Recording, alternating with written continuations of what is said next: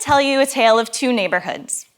The first is a primarily Jewish community, and they are responding to the horrific events of summer of 2014, in which 3 teenage boys studying in yeshiva are kidnapped and brutally murdered.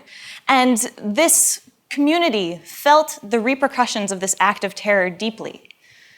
And they come together like no community before. They come together in prayer. In one of my favorite methods as a singer-songwriter, they come together in song. And they put together this mural as a memorial to these young men. It was incredible. The second community, also a Jewish neighborhood, has a young woman who has just moved in. And she runs into her neighbor on the street, and the neighbor asks her, "So, where are you from?" And she looks at her and says, "I'm from Arizona, somewhere not here." And the neighbor looks at her and says point blank, "Well, you might as well be from Mars."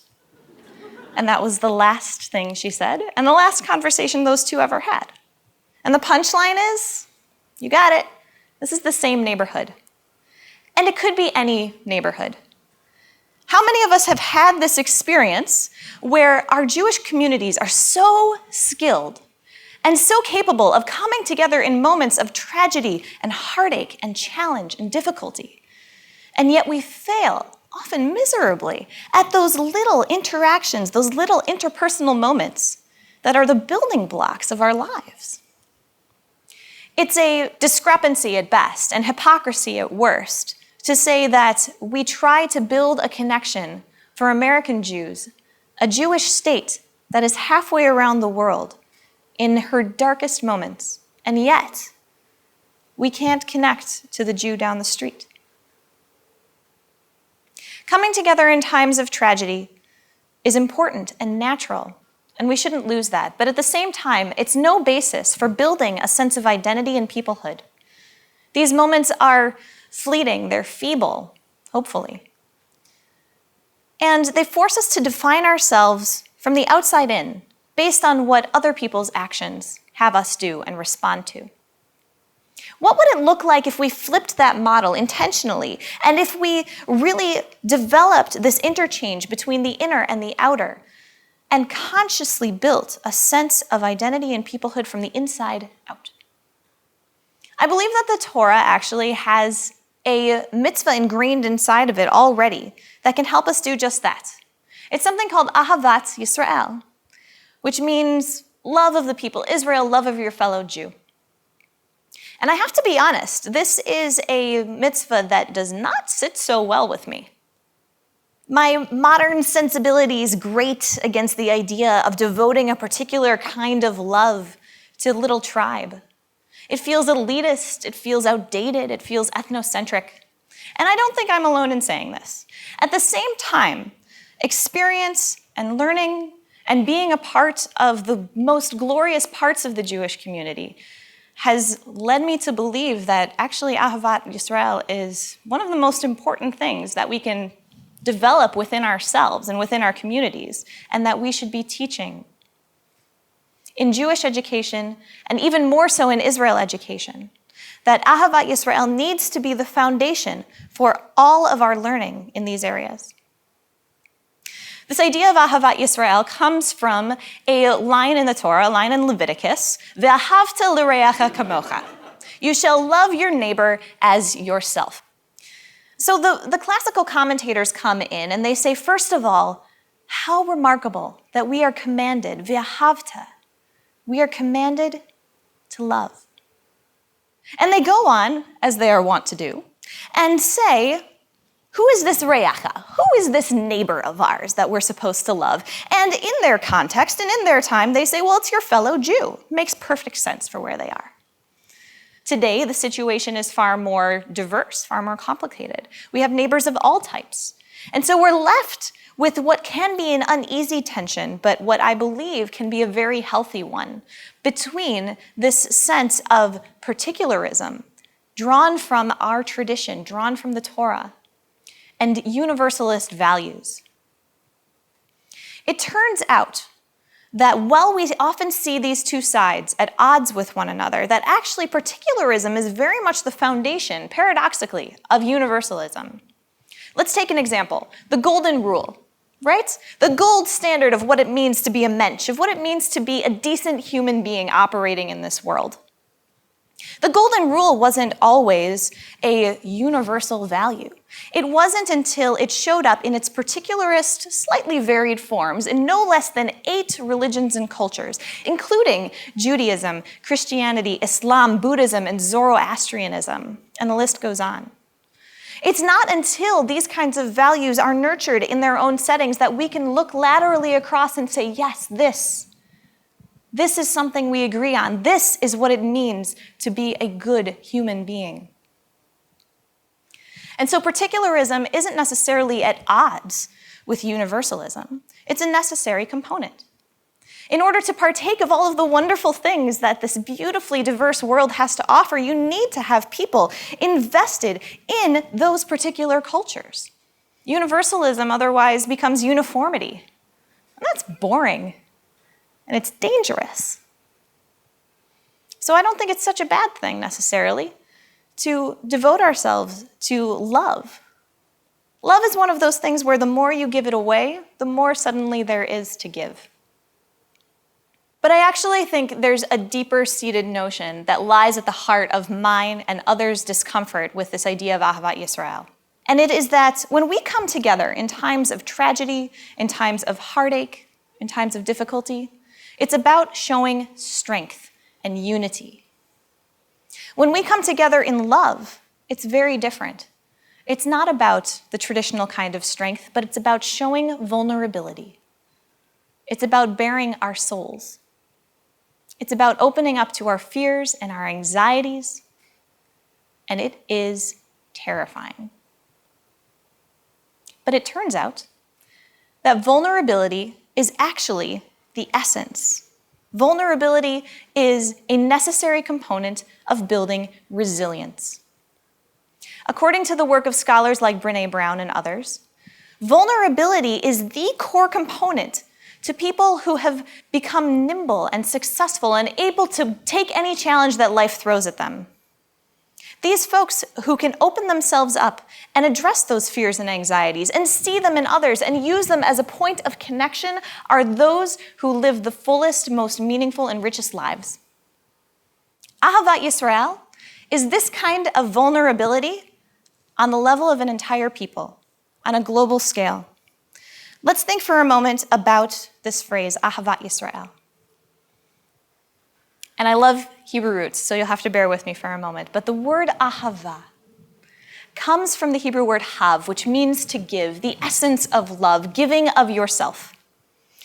And we combine it, we squish it together with this word Yisrael. And where does Yisrael come from? Our forefather Jacob, who wrestled with some divine being all night, only to, on the break of morning, receive a blessing of a new name that acknowledged that process, that acknowledged that struggle. Yisrael, to wrestle with God.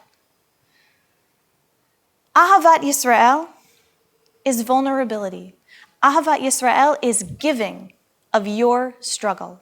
It is seeing your struggle in others and using that as a point of connection. And we all have these struggles, every single one of us. Like one of my favorite singer-songwriters, Leonard Cohen, wrote, "There's a crack in everything. That's how the light gets in." Ahavat Yisrael is about acknowledging our cracks, about seeing them in others, and about using that as a point of connection and a point of strength and growth. And that's scary. But I think it's worth it. I would venture to say that maybe, at least according to this midrash, it's what God wants from us. And I think it's something that we want for ourselves. What would it look like if this idea of Ahavat Yisrael, of loving every Jew, of loving the people of Israel, were the foundation of Jewish education and how much more so of Israel education?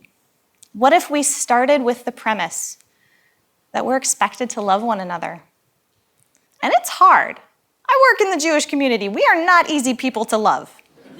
We are not making this easy on ourselves. And at the same time, it is so worth the effort. Can we do it? Can we love our fellow Jew? Even those who are far more or less observant than us, those who fall on other areas of the political spectrum, those who are of different colors or different backgrounds, who are different genders or sexual orientations, and yes, even those Jews from Arizona.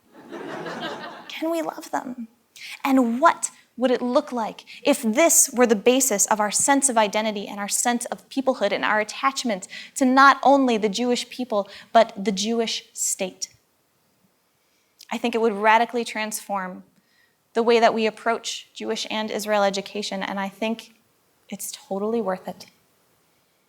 And this is something that is not terribly rational. It's emotional, and perhaps that means it's best expressed in music. So I'm going to take a moment and invite up one Jew that I particularly love, my husband, Alan Suffren, so that we can play together a song that we wrote that I hope will evoke some of the ideas that I've laid out here today and bring them home. So it's a tune called If You Go, I'll Go. And it's about this idea of connecting through those cracks where the light gets in and using that as a point of connection and a point to move forward.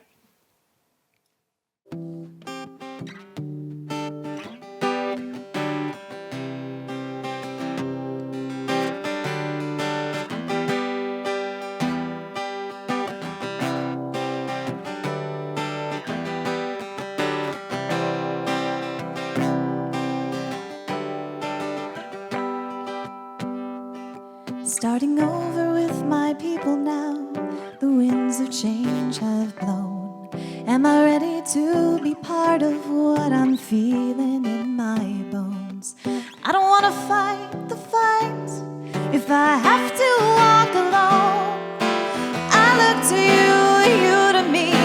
Let this truth be known. Im Tarimi, Halachti, Im Tarimi, Halachti, Im Tarimi, Halachti, Im Tarimi, Halachti.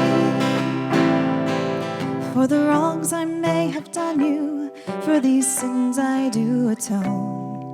'Cause we need one another to reap the joy that has been sown. So let's go together now to the place that will be shown.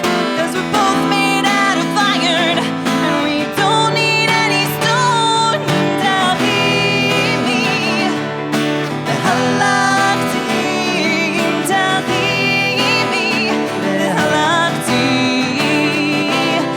tarimi, halachti, tarimi, halachti.